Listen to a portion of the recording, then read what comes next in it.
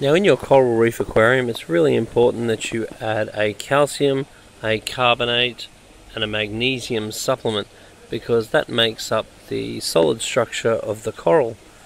Now you're meant to pick a brand, so therefore you might use Brightwell,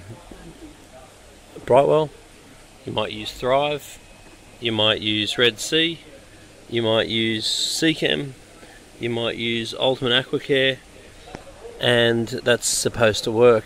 But unfortunately sometimes for whatever reason it just doesn't, and you're using the combination that you're advised to, and for some reason one of your levels just doesn't sit in solution properly.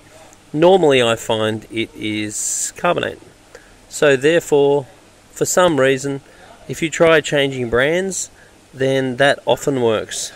So in Red Sea they've got their foundation A, B and C. I'll often find that I have trouble keeping the KH up when I use foundation B. I'll then substitute that for KH Coralline Grow, and I'll find that often works. Similarly, if you're using another brand, like let's say you're using Ultimate Aquacare, they've got a calcium carbonate magnesium, you might find that the carbonate is having trouble staying up, and then you might change to a different brand of carbonate and then find it stays up.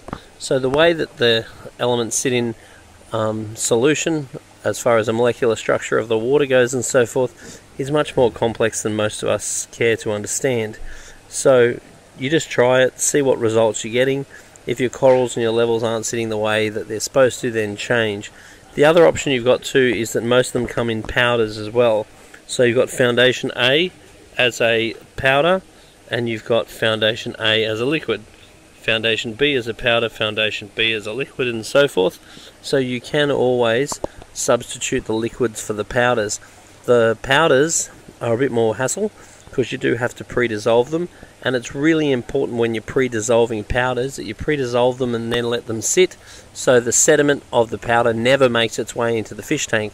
You tip off the clear water and the sediment is left, then you fill it up with RO water again to go again, and some more of that may dissolve. Do not put sediment from powder into the aquarium. Do not shake it up, let it go milky and tip it in. That can kill your corals, and it has killed your corals.